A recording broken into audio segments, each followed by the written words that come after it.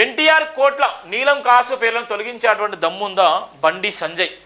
ఇక్కడ ఉన్నటువంటి సందర్భంలో బండి సంజయ్ చేసినటువంటి బలమైనటువంటి స్టేట్మెంట్. దమ్ముంటే సీఎం నా సవాల్పై స్పందించాలి. పొట్టి శ్రీరాములు చేసిన తప్పేంది? ఆయన దేశభక్తులు స్వతంత్రం కోసం అనేక సార్లు జైలుకు పోయినాడు. హరిజనుల ఆలయాలకు ప్రవేశం కల్పించాలని పోరాడిన వ్యక్తి. హరిజన్ అనేటువంటి పదం బూత్ పదం. హరిజనులు అనేటువంటి పదము ఎంత బూత్ పదం అంటే అంత బూత్ పదం, ఎంత దారుణం అంటే అంత దారుణం. నేను ఒక వీడియో రిలీజ్ చేశాను, దానికి సంబంధించినటువంటి పదం ఎందుకు చెప్తున్నంటే ఈ కొన్ని సందర్భంలో బాధ అనిపిస్తుంటుంది. ఆత్మగౌరవం కోసం పుట్టినటువంటి నినాదం. పైన అది ట్విట్టర్లో మనం ఒక వీడియో పెట్టిన చూసినాం ఫుడ్ది, చూడండి. మా దీంట్లో ఒక వీడియో ఎంత బాధ అంటే అంత బాధ ఉంటుంది. జైభీం దినపత్రికలో ఇది మా జైభీం సంబంధించిన ట్విట్టరు, జైభీం ట్విట్టరు సుమారుగా 4000 మంది ఉన్నారు. ఇక్కడ చూడండి ఎంత బాధాకరం ఉంటుందో. ఒక వీడియో రిలీజ్ చేయడం జరిగింది. ఇంకో ఇది ఈ వీడియో. గొప్ప సనాతన బ్రాహ్మణ వైదిక ధర్మం కులాన్ని బట్టి గౌరవం మర్యాద కింద కులపొల్ల కింద భోజనం, పై కులపొల్లకు పల్లెంలో భోజనం, దేవుని సాక్షిగా మనుషుల మధ్య వ్యత్యాసాలు, హిందువులు అందరూ ఒకటే అంటారు. కాకపోతే మీకంటే మేము ఎక్కువ అంటారు, మీ కులం వేరు మా కులం వేరు అంటారు, మాది ఎక్కువ కులం. ఇక్కడ చూడండి, దయచేసి అంబేద్కర్ గారు ఎన్ని ఇబ్బందులు పడ్డాడు. దయచేసి మనం ఎంత ఇబ్బంది పడ్డా. మీరు ఈ లైవ్లు చూసినా చూడకపోయినా ఆత్మగౌరవం కోసం మొత్తం పెట్టిందే జైభీం టీవీ. ఈరోజు 9 సంవత్సరాల సుదీర్ఘ పోరాటంలో ఇలాంటి సందర్భాలు చూసే నేను మాట్లాడిన సందర్భాలు ఉంటాయి. ఇలాంటి సందర్భాలు చూసే ఇవాళ నిలబడ్డటువంటి సందర్భాలు, ఇలాంటి సందర్భాలు చూసే ఇవాళ ఆత్మగౌరవం కోసం నగరం నడిబొడ్డున హైదరాబాద్లో ఇంత పెద్ద ఆఫీస్ పెట్టేసుకొని సమాజాన్ని మేల్కొల్పు చేయాలన్న ఒక లక్ష్యంతో చేస్తున్నాం. ఇక్కడ చూడండి ఎంత ఘోరమో. చాలామంది మేధావులారా ఇక్కడ చూడండి, ఇక్కడ ఎట్లుందో ఇక ఈ వీడియో మీకోసం.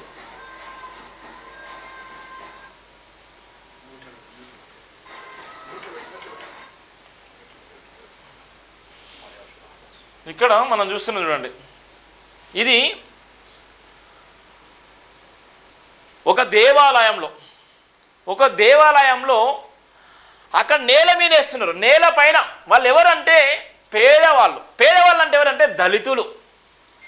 కనీసం మానవత్వం లేదు సమాజానికి. దేవుడి గుడిలో దేవుడి దగ్గర దర్శనం చేసుకున్న సందర్భంలో దేవుడు అనేవాడు ఉంటే నిజంగా ఈ విధంగా కూడా చెయ్యడు, ఈ విధంగా కూడా చేయడు.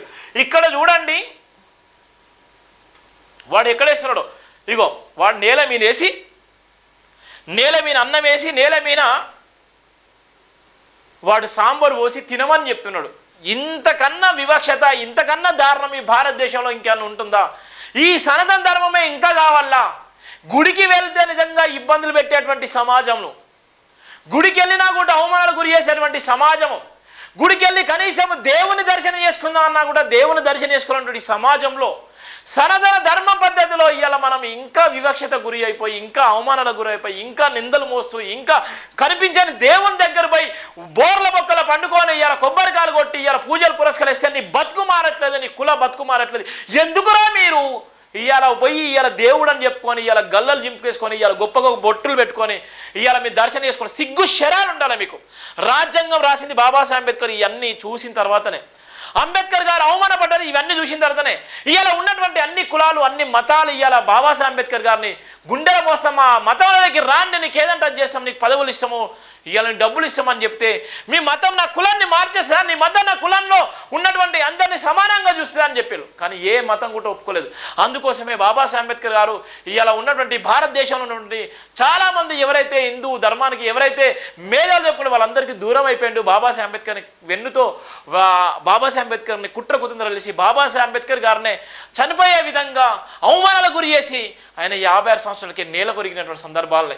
ఇక్కడ చూడండి ఎంత దారుణమో. వాడు ఎక్కడ వేస్తున్నాడు చూడండి, నేల మీద. ఈ నేల మీద వేసిన భోజనం మనం తింటామా? అక్కడ బ్రదర్ తింటున్నాడు నేల మీద వేసినటువంటి భోజనం, నేల మీద వేసిన భోజనం తింటున్నాడు. అలానే ఉన్నటువంటి బీసీలో మిగతా కులాలకు చూడు, వాడు ఇస్తార ప్లేట్లో పెట్టిండు. వాడు చూడు ఎంత దారుణమో, ఎంత దారుణమో. ఎక్కడ తింటున్నాడు చూడండి. ఇది మన బతుకులు, ఇది మన మెతుకులు, ఇది మన జీవితాలు. మనం ఏదో గొప్పగా పదవులు వచ్చే నిజంగా రాజ్యాంగం రాసినటువంటి అంబేద్కర్ రాసిన పదవులు అనుభవించుకుంటా తెల్ల బట్టలు వేసుకొని మెడలలో చైన్లు వేసుకొని గొప్పగా చెప్పుకొని ఇలా కార్లలో బెంజికలు తిరుగుతుంటే నీ కులం నిజంగా అంటరాని వాళ్ళుగా కనీసం నేల మీద అన్నం పెట్టేటువంటి దౌర్భాగ్యమైన పరిస్థితిలో ఇవాళ కులం ఉందంటే ఆ కులంలో మనం పుట్టినందుకు, ఆ కులంలో మనం ఉన్నందుకు ఇవాళ ఎవ్వరు కూడా సంతోషంగా లేరు.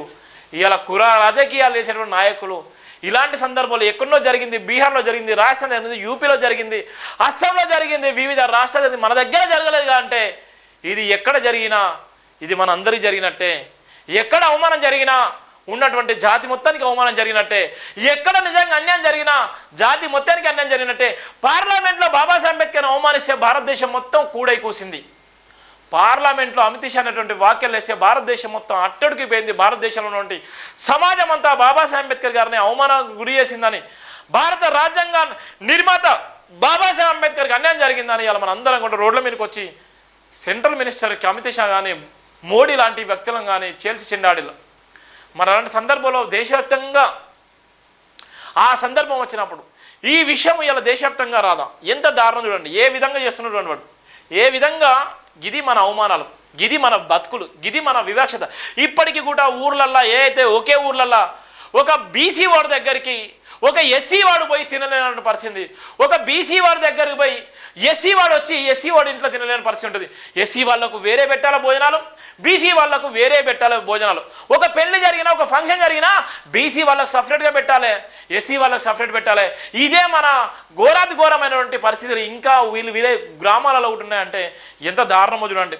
బీసీ వాళ్ళకు కొమ్ములు ఉన్నాయా, లేకపోతే వాళ్ళు ఇంకేమైనా ఉన్నాయా, లేకపోతే ఓసీ వాళ్ళకి ఇంకేమైనా కొమ్ములు ఉన్నాయా, లేకపోతే ఎస్సీ వాళ్ళకి ఏమైనా కొమ్ములు ఉన్నాయా? వీళ్ళందరూ కూడా మనుషులకు పుట్టలేదా? వీళ్ళు ఎట్లా పుట్టిలు? మరి ఎటుపోతుంది సమాజం? ఏమైపోతుంది సమాజం? నువ్వు మాత్రమే గొప్పగా ఉంటే, నువ్వు మాత్రం ఉద్యోగం అయితే, నువ్వు మాత్రం కోటీశ్వరుడు అయితే నీ దగ్గరకు వచ్చి అందరు తింటారు. మరి నీ జాతి అంత దారుణంగా ఉంది, నీ జాతిని అవమానపరుస్తూ నీ జాతి వివక్షకు గురి చేసేటువంటి సమాజంలో ఇంకా ఇంకా ఎన్ని మోస్తారు, ఎన్ని అవమానాలు మోస్తారు. ఈ బతుకులు బతుకులేనా? మన ఈ జీవితాలు జీవితాలేనా? నీ జీవితాలు ఇవి జీవితాలేనా? ఇవి బతుకులని చెప్పుకుంటారా? కనీసం నీ బతుకును కూడా మార్చలేనటువంటి దౌర్భాగ్యమైన పరిస్థితి రాజకీయ నాయకులు ఉన్నారు. ఎందుకోసం మనం బతుకుతున్నాం? ఎవరి అస్తిత్వం కోసం బతుకుతున్నాం? ఏ రాజ్యాంగం మనకు రాసియలేదా? ఈ రాజ్యాంగం ఎవరి హక్కులను కాపాడడం కోసం ఈ రాజ్యాంగం రాసింది. ఏ హక్కుల కోసం మనం నిలబడాలి? ఎవడు పరిపాలిస్తున్నాడు ఈ హక్కులను? ఇంత దారుణంగా ఉన్నటువంటి సందర్భాలంటే చూడు ఎంత బాధమో, ఎంత నాకైతే చాలా ఏడుపు వచ్చింది ఈ వీడియోని చూసిన తర్వాత. ఇంత దారుణమైంది, ఇంత ఘోరమైంది, గంత దారుణమైంది. అసలు నేల మీద కనీసం అన్నం వేసి నడిచేటువంటి నేల మీద కనీసం ఇస్తారాకు వాడు నిజంగా ప్లేట్లు పెట్టకున్నా పర్లేదు, ఇస్తారాకి వేసినా పర్లేదు. ఇంత వివక్షత ఈ భారతదేశంలో ఇంకా కొనసాగుతుంది. కొన్ని రాష్ట్రాల్లో ఎంత బాధాకరం అంటే అంత బాధాకరం ఉంటుంది. నేను బీహార్ రాష్ట్రంలో పర్యటించినప్పుడు, బీహార్ రాష్ట్రంలో వెళ్ళినప్పుడు అక్కడ ఉన్నటువంటి చిన్న చిన్న కాలువలు ఉంటాయి, పెద్ద పెద్ద రోడ్లు అస్సలకే ఉండయి.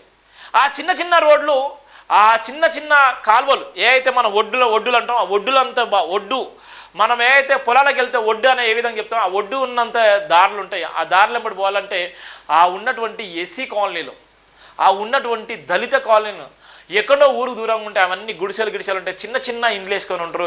కనీసం వాళ్ళ ఆత్మగౌరవం కోసం అక్కడ ఉన్నటువంటి బీసీలు కానీ అగ్రవర్ణాలు కానీ వాళ్ళకు మన దూరం ఉంటుంది. వాళ్ళు నడిచేటప్పుడు కూడా మనం నడవరు.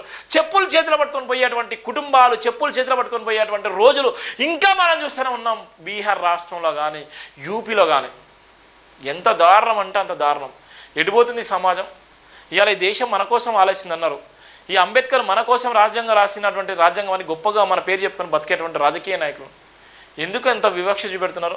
ఒక పక్కన కౌలించుకొని మరో పక్కన వివక్ష చూపించుకుంటూ, మరో పక్కన అన్యాయానికి గురవుతుంటే, మరో పక్కన నిజంగా రాజకీయం చేసేటువంటి దౌర్భాగ్యమైన పరిస్థితుల్లో ఇది మన బతుకులు. అందుకోసమే సనాతన ధర్మం ఏ విధంగా ఉంది,